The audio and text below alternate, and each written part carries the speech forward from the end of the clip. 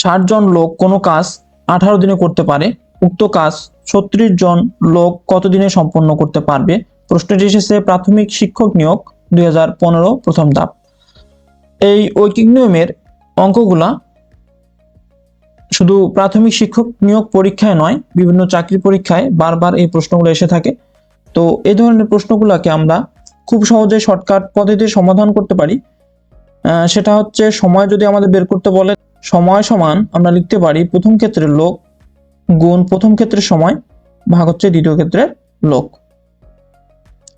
তো এক্ষেত্রে প্রথম ক্ষেত্রের লোক কতজন? 60 জন। তো প্রথম ক্ষেত্রের সময় কত? 18 দিন। এবং দ্বিতীয় ক্ষেত্রের লোক দেওয়া আছে 36 জন।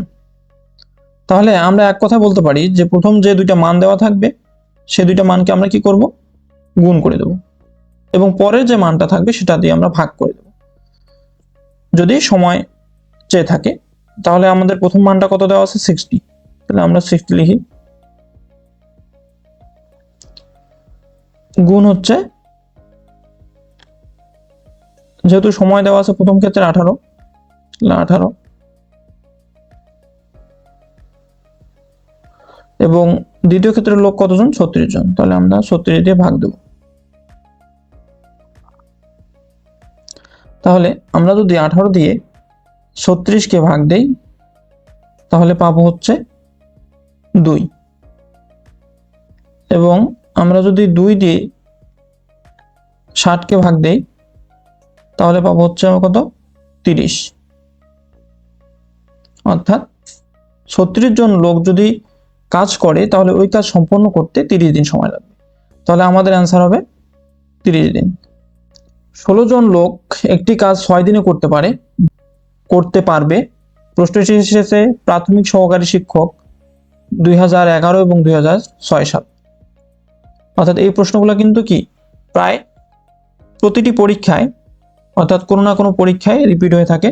তো প্রথম ক্ষেত্রের লোক গুণ প্রথম ক্ষেত্রের সময় ভাগ হচ্ছে দ্বিতীয় ক্ষেত্রের লোক। তাহলে আমরা যদি একটু মানগুলো বসিয়ে দিয়ে ক্যালকুলেশন করি, প্রথম ক্ষেত্রের লোক অর্থাৎ কি করব?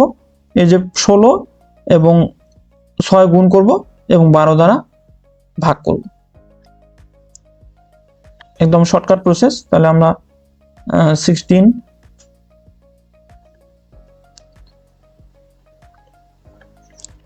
গুণ 6 এবং ডিভাইডেড বাই হবে 12। তাহলে আমরা যদি 6 দিয়ে 12 কে ভাগ দিই, এই 6 দিয়ে 12 কে ভাগ দিই তাহলে কত পাবো? 2 পাবো। এবং আমরা 2 দিয়ে যদি 16 কে ভাগ দিই তাহলে পাবো হচ্ছে 8। অর্থাৎ 12 জন লোক ওই কাজটি করলে 8 দিনে শেষ করতে পারবে। তাহলে আমাদের অ্যান্সার হবে খ। সুদের হার শতকরা কত টাকা হলে যে কোনো মূলধন 8 বছরে সুদে আসলে 3 গুণ হবে? তো এক্ষেত্রে আমরা একটা শর্টকাট সূত্র ব্যবহার করে খুব সহজে সমাধান করতে পারি। তো শর্টকাট সূত্রটা হচ্ছে যত গুণ মাইনাস 1 গুণ 100% বাই বছর। জাস্ট আমরা এখানে মানগুলো বসিয়ে দিয়ে ক্যালকুলেশন করলেই আমাদের অ্যান্সারগুলো চলে আসবে। 3 মাইনাস 1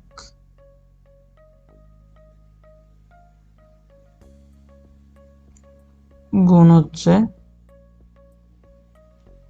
100%,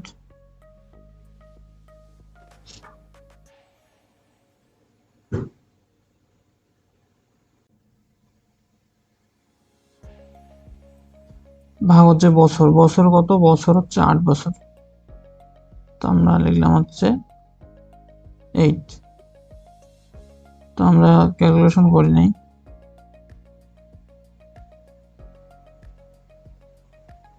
তো 3 থেকে 1 বাদ দিলে হচ্ছে 2 গুণ 100%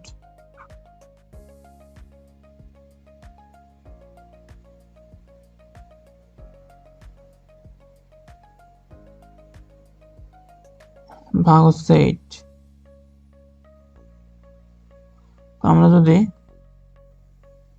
2 দ্বারা 8কে ভাগ দিই তাহলে পাচ্ছি 4, এবং 4 দ্বারা যদি আমরা 100%কে ভাগ দিই তাহলে পাচ্ছি 25%।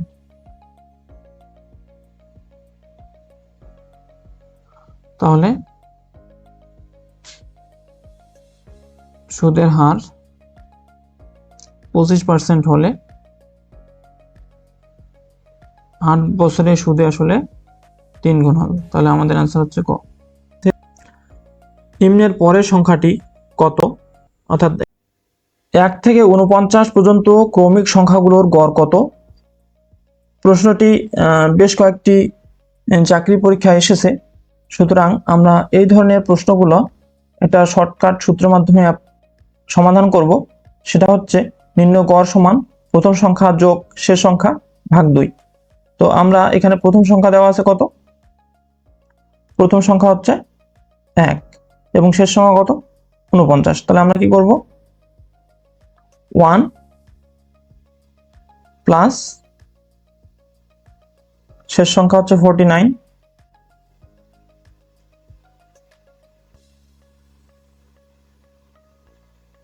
ডিভাইডেড বাই কত?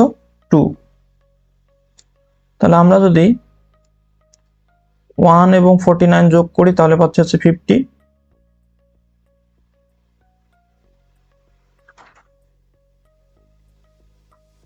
ভাগ হচ্ছে 2। তাহলে আমরা 50কে 2 দ্বারা ভাগ করলে অ্যান্সার পাচ্ছি হচ্ছে 25। অর্থাৎ নির্ণয় গড় হচ্ছে 25। তাহলে আমাদের অ্যান্সার হবে কত? 25। অনুরূপ আরো একটি প্রশ্ন লক্ষ্য করি, 1 থেকে 25 পর্যন্ত ক্রমিক সংখ্যার গড় কত? এই প্রশ্নটিও বেশ কয়েকটি চাকরি পরীক্ষা এসেছে, তো এটাও আমরা কি অনুরূপ পদ্ধতিতে সলভ করব। নির্ণয় গড় সমান প্রথম সংখ্যা যোগ শেষ সংখ্যা ভাগ 2। তো এখানে প্রথম সংখ্যা হচ্ছে 1, শেষ সংখ্যা হচ্ছে 25।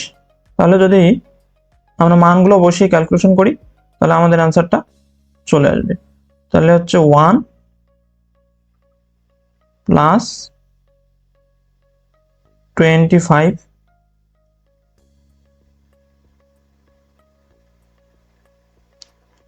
ভাগ 2। তাহলে 25 আর 1 যোগ করলে কত পাচ্ছি আমরা? 26। 26কে যদি আমরা 2 দ্বারা ভাগ দিই তাহলে পাবো হচ্ছে কত? 13।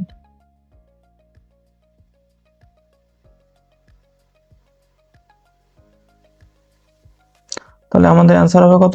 ঘ। 10, 12, 46, 94। তো আমরা সংখ্যাগুলো একটু লিখে নেই। তো প্রথমে দেওয়া আছে 10, পরের সংখ্যাটা হচ্ছে 22, এবং তার পরের সংখ্যাটা আছে 46, এবং পরের সংখ্যাটা দেওয়া আছে 94। এরপরে কোন সংখ্যাটি হবে সেটা আমাদেরকে বের করতে হবে। তো প্রথমত আমরা ডিফারেন্সটা বের করব। আমরা যদি 22 থেকে অর্থাৎ পরেরটা থেকে আগেরটা বিয়োগ দিই তাহলে পার্থক্য পাচ্ছি হচ্ছে 12, এবং 46 থেকে যদি আমরা অর্থাৎ এই সংখ্যাটা থেকে যদি আমরা এই 22 সংখ্যাটা বাদ দিই তাহলে বিয়োগফল পাচ্ছি হচ্ছে 24, এবং 46 এবং 94 এর পার্থক্য বের করব। তাহলে 94 থেকে যদি আমরা 46 বাদ দেই তাহলে বিয়োগফল পাচ্ছি হচ্ছে 48। অর্থাৎ আমরা যদি একটু লক্ষ্য করি যে দেখতে পাচ্ছি যে পার্থক্যগুলো দ্বিগুণ দ্বিগুণ করে বৃদ্ধি পাচ্ছে। অর্থাৎ প্রথমে পার্থক্য 12, পরে পার্থক্য 24, এবং পরের যে পার্থক্য সেটা 24-এর দ্বিগুণ হয়ে কত? 48। তাহলে পরের যে পার্থক্যটা হবে সেটা হবে 48-এর দ্বিগুণ 96 করি, তাহলে ওই সংখ্যাটি হবে পরবর্তী সংখ্যা। তাহলে আমরা 94 যোগ হচ্ছে 96, আমরা যদি নিচে নিচে যোগ করি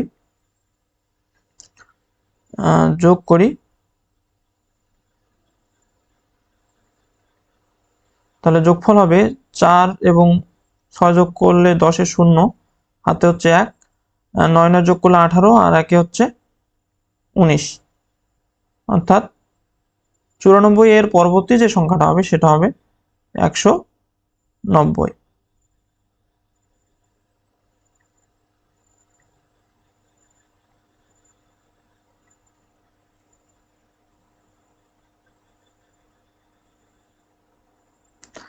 তাহলে পরবর্তী সংখ্যাটা হবে 190।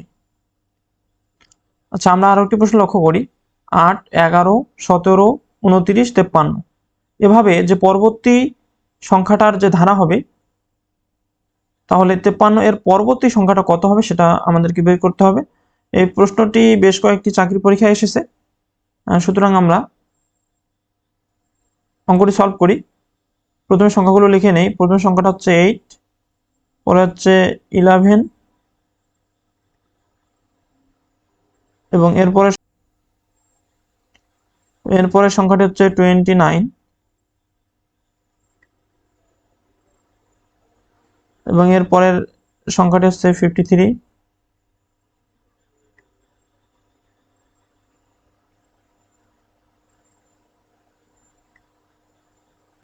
তো এট ফার্স্ট আমরা কি করব, দুইটার মধ্যে ডিফারেন্স বের করব। আমরা যদি দ্বিতীয় সংখ্যাটা অর্থাৎ 11 থেকে যদি 8 বাদ দেই তাহলে পার্থক্য পাচ্ছি হচ্ছে 3, এবং আমরা যদি 17 থেকে 11 বাদ দেই তাহলে বিয়োগফল পাচ্ছি হচ্ছে 4। আমরা যদি 17 থেকে 11 বাদ দিই তাহলে বিয়োগফল পাচ্ছি হচ্ছে 6, এবং আমরা যদি 29 থেকে 17 বাদ দিই তাহলে বিয়োগফল পাচ্ছি হচ্ছে 12, এবং আমরা যদি 53 থেকে 29 বাদ দেই তাহলে বিয়োগফল পাচ্ছি 24। অর্থাৎ আমরা যদি একটু লক্ষ্য করি যে আসলে ব্যবধানগুলা, প্রথমটা 3, পরেরটা 6, পরেরটা 12 এবং পরেরটা 24, অর্থাৎ ব্যবধানগুলো কি দ্বিগুণ দ্বিগুণ করে বৃদ্ধি পাচ্ছে। তাহলে পরের যে সংখ্যাটা হবে তার ব্যবধান কত হবে? অবশ্যই 24 দ্বিগুণ 48। অর্থাৎ আমরা যদি 53 সাথে 48 যোগ করি, 53 সাথে